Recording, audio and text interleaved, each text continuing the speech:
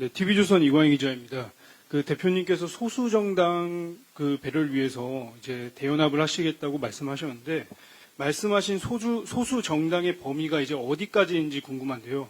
조국 신당이나 이제 송영길 신당도 포함될 수 있는지, 만약에 포함될 수 없다면 그거는 어떤 기준으로 포함될 수 없는 건지, 그리고 그런 소수 정당에게 비례 압순위를 전부 양보한다고 보면 될지 궁금합니다. 네.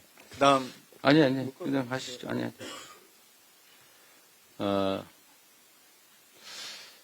일단, 소수 정당의 범위가 어디까지냐라는 말씀을 해주셨는데, 상식선에서 판단해야 될 것 같고, 또 지금 단계에서는 구체적으로 특정하기는 매우 어렵습니다.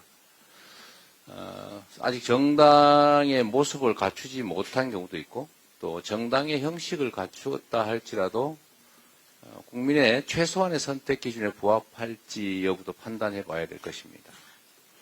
또 그 중에서 어떤 소수 정당이 함께하게 될지는 또 구체적인 협의를 통해서 추후에 판단할 수밖에 없을 것입니다. 또 뭐 어느 정도의 범위에서 함께하게 될 것인가라는 문제가 매우 궁금하실 것 같은데 그 역시도 모든 정치 세력은 기본적으로 모두 가지고 싶어 하지 않겠습니까? 그러나 그것이 잘못이라 할 수도 없는 것이고 또 국민의 지지나 또는 권력의 획득에서 정권을 획득하는 것이 목표인 것이 바로 정당이기 때문에 그걸 비난할 이유도 없고 당연히 받아들여야 되겠습니다. 다만 어느 정도가 될지는 역시 시민사회와 또 해당 당사자 정당들 또 우리의 입장 그리고 더 크게는 이 표심의 왜곡이 일어나지 않게 하는 것이 중요하다고 생각이 됩니다.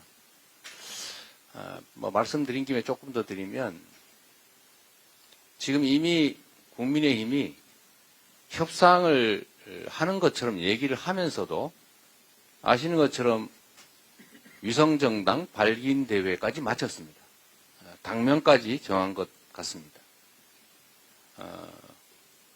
눈에 띄는 기만 전술이었다는 생각이 듭니다. 정확한 의도는 저도 지금 잘 모르겠습니다. 그러나 분명한 것은 현 연동제를 완벽하게 무력화시키는 위성정당을 만들겠다고 선언한 것이고 실천하고 있고 공약은 잘 실천 안 하면서 이런 건 잘 실천합니다. 그리고 위성정당을 막기 위한 입법에도 전적으로 협조하지 않았습니다. 거부했습니다. 이렇게 될 경우에는 국민의힘을 지지하는 유권자가 찍은 표는 100% 비례 국회의원 선출에 반영이 됩니다. 그런데 우리 자칫 잘못하면 우리 민주당을 지지하는 국민들의 비례 정당 투표가 봉쇄되는 결과가 돼서 표심의 왜곡, 즉 주권의 왜곡이 일어날 수 있다는 것입니다. 사실 당연히 위성정당 같은 형태는 없어야 되지만 말씀드린 것처럼 상대방이 반칙을 하고 권투 경기에서 칼을 들고 나오는데 우리가 칼을 들지 말자라고 주장했고 또 칼을 들 수 없게 규칙을 만들자고 했는데 상대방이 끝까지 거부해서 칼을 들고 나오면 저희가 똑같이 칼을 들 수는 없어도 최소한 냄비 뚜껑이라도 들어서 막아야 되지 않겠습니까? 그래서 그런 차원에서 국민의 표심이 왜곡되지 않게 하는 것도 중요하고 또 그러나 우리가 합의했던 연동제를 통한 비례성 강화라고 하는 이런 중요한 과제도 외면할 수 없기 때문에 그 양자를 적절히 조화하는 방안을 찾기로 한 것입니다. 어느 기준에 어느 선이 적정할지는 결국은 우리 국민들의 눈높이와 상식에 맞춰 판단해야 되지 않을까라고 생각합니다. 네. 다음 네, 그 순서를 하실게요. 네. 저 한국일보 오태경 기자인데요. 저 이어서 좀 질문이 이어지는 것 같긴 한데. 네, 괜찮습니다. 네, 그 민주개혁 선거대 연합을 구축하겠다 하셨는데, 구체적인 구상과 향후 추진 방식에 대해서는 말씀을 안 해주셔서요. 특히 이제 비례연합을 공개적으로 제안하기도 했던 그 용해인 의원이 소속됐던 그 새 진보 연합과도 합치시는지가 가장 궁금하고요. 향후 이제 당내 병립형 의견은 어떻게 설득해 나가실 건지, 뭐 의총을 추인하고 뭐 전당원 투표를 다시 절차를 밟는지도 좀 여쭤보고 싶습니다. 질문이 아주 깊이가 있고 또 양도 많아서 답을 드리기가 쉽지는 않습니다만 최선을 다해 보겠습니다. 비례연합을 이제 민주당 주도로 창당하겠다라는 말씀은 이제 분명하게 드린 것이고, 그 문제는 이제 비례연합을 어떻게 실질적으로 추진할 것이냐 부분에 관련되어 있지 않습니까? 그렇다면 이제 바로 떠오르는 것이 지역구를 포함한 전체 선거 전반에 대해서는 어떤 협력 체계를 구축할 것이냐일 것입니다. 사실 정당 간에 거대 정당이든 소수 정당이든 정당 간에 협의를 하면서 이 하나의 선거에서 특정 부분만 합의하고 특정 부분은 제외한 채 이제 갈등을 계속 유지하는 것도 바람직하지 않고 또 쉽지도 않습니다. 그렇다면 결국 지역구 문제를 포함해서 비례선거까지 선거에 관한 대연합을 할 수밖에 없다는 현실적인 판단이 들었습니다. 이거는 뭐 구체적으로 상대방과 협의를 하거나 또 당내에 뭐 의사결정을 거친 것은 아니지만 비례연합 문제가 이 문제와 무관할 수가 없기 때문에, 따로 떼어 생각할 수가 없기 때문에 이 문제를 한꺼번에 제가 제안드렸다는 말씀을 드립니다. 최근에 이제 시민사회 진영에서도 이번 총선의 엄중함을 공감하고 또 윤석열 정권의 정말 이 상상할 수 없는 퇴행과 역주행, 폭주를 모든 진보 개혁 진영이 힘을 합쳐서 막고 또 새로운 희망을 만들어 가야 된다는 점을 공감하고 또 그를 추진하고 있는 것 같습니다.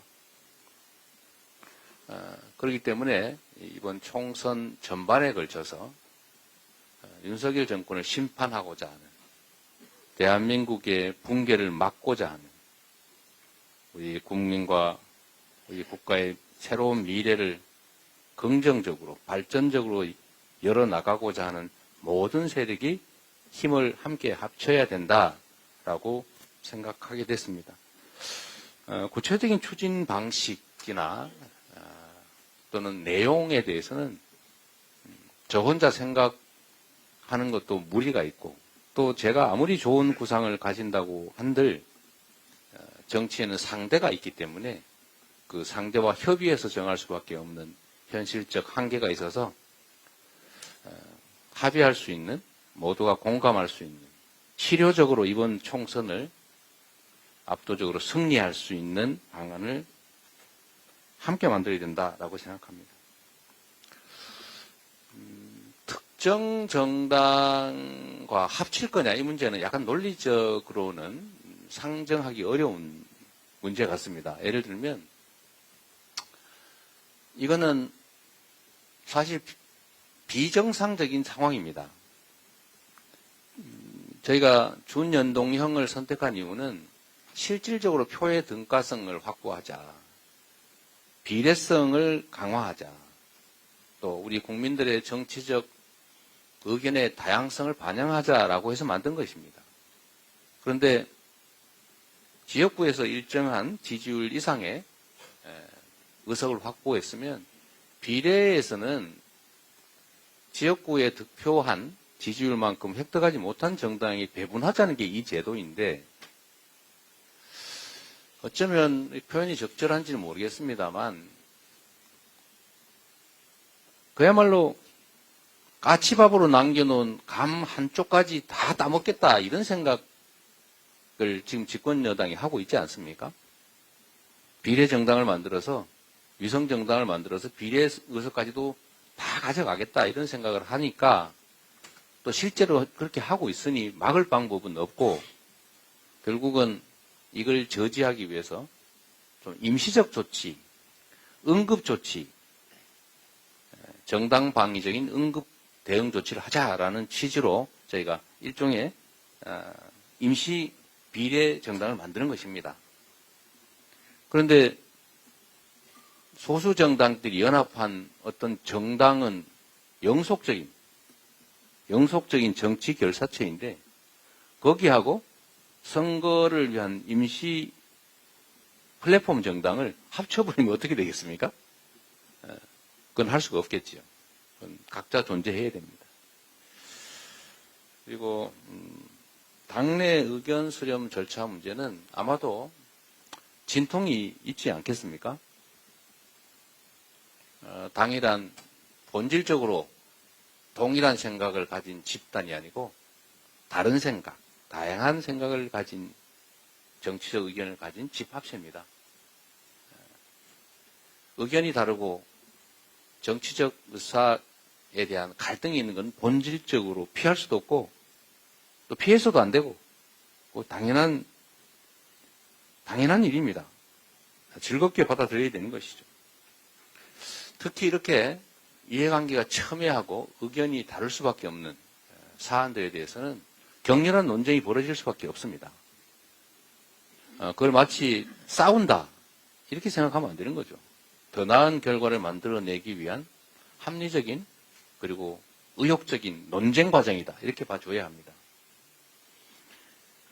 최고위원회에서 저희에게 이 문제에 대한 결정을 위임해 주셨습니다. 매우 중요한 문제니까 그렇기도 하고 또 한 가지는 이 결정에 따른 후폭풍 또는 책임이 너무나 막중할 것이기 때문에 결국 권한을 가진 최종 책임자가 결정하고 책임도 다 지는 것이 바람직합니다. 그렇기 때문에 제가 요청했습니다. 회의에서. 이걸 논의해서 아무리 계산을 해봐도 뚜렷한 결론을 내기가 어렵다. 제도의 장단점과 현실적인 어려움이 똑같이 있기 때문에 그리고 예측되는 결과도 분명히 어느 쪽이 낫다라고 할 수 없기 때문에 제가 요청을 해서 제가 책임지겠다라고 말씀드린 것입니다. 당연히 의견이 다르고 또 이해관계도 크게 갈리기 때문에 제가 최고위원회에 위임을 받아서 결정을 했지만 그러나 당내 헌법기관의 집합체인 의원총회의 의견도 당연히 들어야 합니다. 또 이 당의 주인이라고 할 수 있는 마치 국가의 주인이 국민인 것처럼 이 당의 주인인 당원들의 의견도 수렴해야 합니다. 그러나 그것이 꼭 100% 당원 투표 뭐 이런 형식을 취할 것인지는 좀 고려해 볼 필요가 있겠죠. 논쟁을 통해서 방향성이 정해질 수 있을 것으로 믿습니다. 충분한 당내 의견 수렴 절차를 거치고 언제나 마지막으로는 국민과 국가에게 도움이 되는가라고 하는 국민적 눈높이에 맞춰서 결정하겠습니다. 네, 원정진 기자님. 네. SBS의 원종진 기자라고 합니다. 오늘 결단을 하셨으니까 이제 현실적인 문제들을 고민을 하셔야 될 것 같은데요. 네. 일단 비례연합 정당이 이제 그래서 창당이 된다고 하면 이후에 이제 공천 과정에서 민주당의 공천권을 어느 정도 가져갈 것인지가 핵심적인 현실적인 문제가 될 것 같은데 네. 결국 선거에서 책임이라는 건 결국 공천을 통해서 지는 거고 네. 또 대연합이라고는 하지만 이 공천 주체가 좀 불명확해지면은 말씀하신 주권의 왜곡 현상도 좀 발생할 수 있을 것 같은데 오늘 아침 회견에서 민주당 주도적 책임 이런 워딩을 써서 말씀을 하신 건 좀 공천 과정에서의 민주당 주도적 역할론도 염두에 두고 하신 말씀이신지 아니면 또 창당 이후에 공천 과정에서 민주당의 역할을 어느 정도로 규정하실 것인지 좀 궁금합니다. 정치는 없는 길을 만드는 것입니다. 있는 현상에 대해서 정확하게 분석하고 계산기를 두드려서 판단하는 것이 아니라 불확실한 미래를 열어가는 결단의 영역입니다. 판단이 아니라 결단하는 영역인 것이죠. 이해관계를 두고